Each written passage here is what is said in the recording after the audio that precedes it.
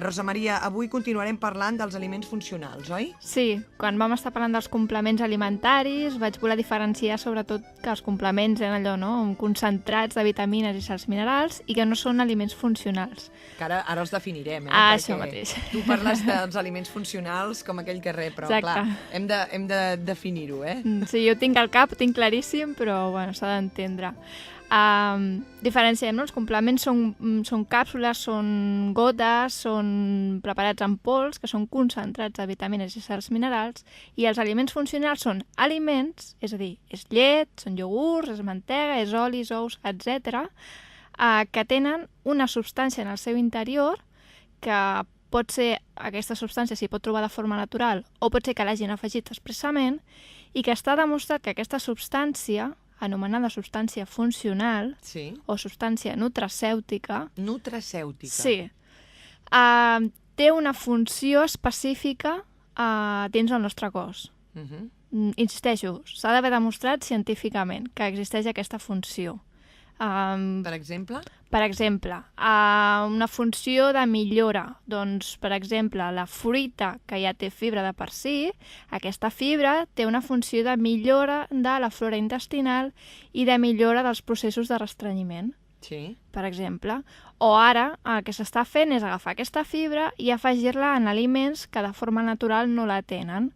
Per exemple, sé que s'estan traient llets que tenen algun tipus de fibra en concret o es fan, doncs no ho sé, cereals, fins i tot làctics. De fet, amb el que més es treballa en aliments funcionals és amb els làctics. Potser perquè ho facilita la mateixa naturalesa del producte o no? O perquè són d'ampli consum? Jo crec que és més perquè són d'ampli consum.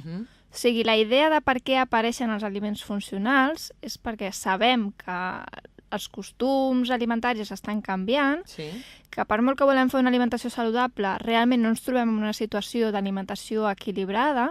Llavors, com que el consumidor sí que té una demanda d'alimentació saludable, encara que no la segueixi al 100%, la indústria què fa? Doncs s'inventa la manera d'oferir aquells aliments que sap el consumidor consumirà segur, com poden ser els làctics, que de fet els làctics, tant si és amb llet, com si és amb iogurts, com si és amb formatges, s'emprenen, o els ous, que també és hi ha un consum freqüent d'ous, que no s'ha perdut.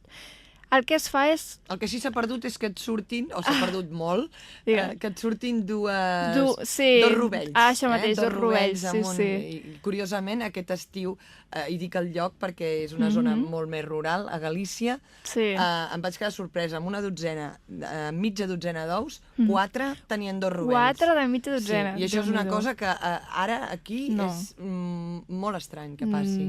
Jo realment, fora d'aquests àmbits així més de pagès, sí, perquè abans, quan anaves a comprar els ous allò a la granja, t'hi trobaves força sovint amb això.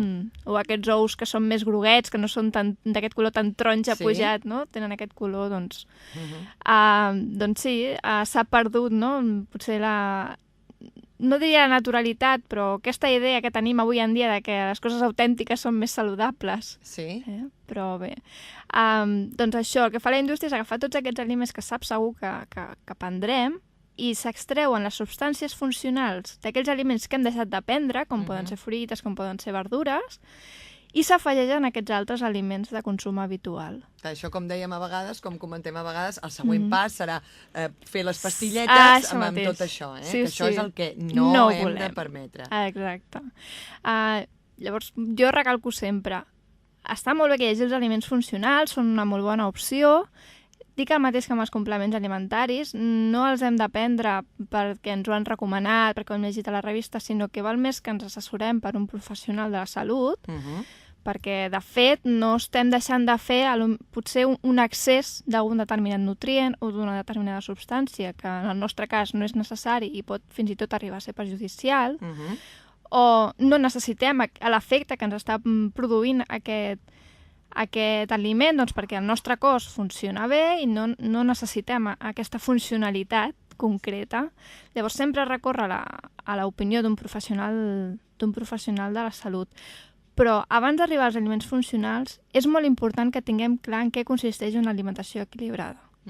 Si tenim ben assentades les bases d'una alimentació saludable i equilibrada, entesa com s'entenia fa 50 anys i com s'hauria d'entendre ara, llavors segur farem un bon ús dels aliments funcionals perquè sabrem exactament on els hem d'incloure.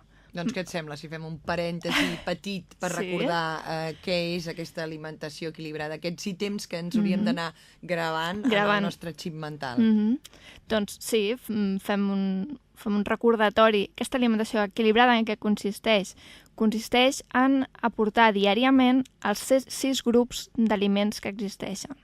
Existeixen molts nutrients a la naturalesa i, com ja he dit moltes vegades, no hi ha cap aliment que porti tots els nutrients. Llavors, què es fa? S'agrupen els aliments que hi ha en funció del nutrient principal que aporten. I per això s'ha arribat a la conclusió d'aquests 6 grups d'aliments. Que són? Que són el grup dels farinacis i de les fècules, és a dir, el pa, l'arròs, la pasta, les patates, els moniatos, ara que estem en aquest temps, que no se m'oblida la consulta. Aquest grup de farinacis que principalment ens aporten hidrat de carbó, és a dir, energia. Després tenim el grup dels lactis, llet, iogurts, formatges, altres llets fermentades. Formatges tant frescos com curats. Sí, qualsevol tipus de formatges, llets senceres, desnatades, tant li fa.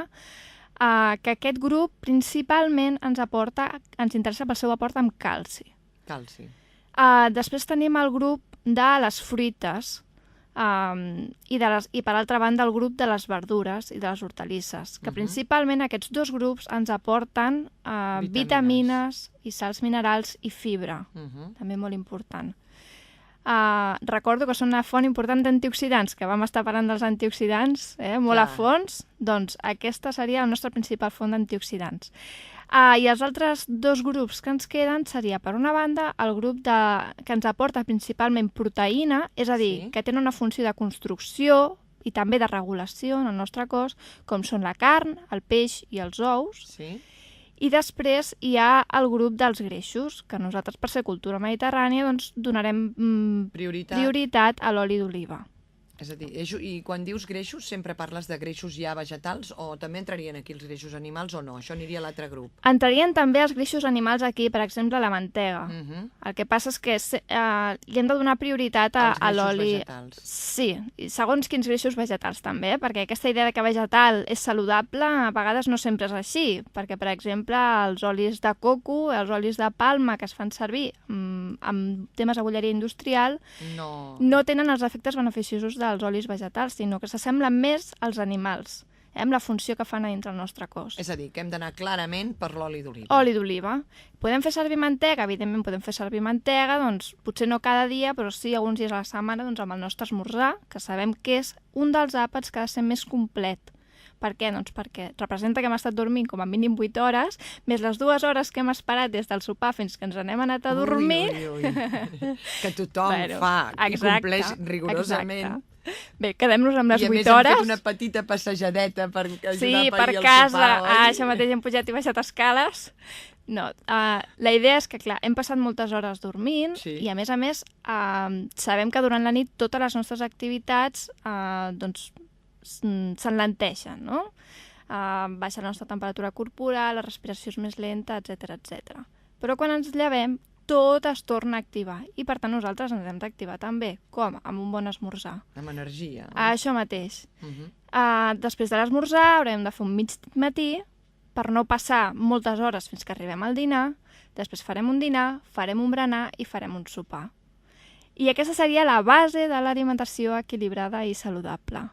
Doncs moltíssimes gràcies, Rosa Maria Espinosa, per aquesta nova explicació i, si et sembla, podem anunciar ja de què parlarem en la propera edició de l'Amb Molt de Gust, no? I tant, sí. Parlarem de castanyes, boniatos, panellets, codonyat, de tots aquests productes que són típics de tardor i més ara en aquestes dates que ens trobem, però relacionats i investigant una mica el poder nutricional, oi? Això mateix, vist des del punt de la nutrició i també des del punt de la gastronomia. I del plaer, exacte, perquè no oblidem que el programa es diu Amb Molt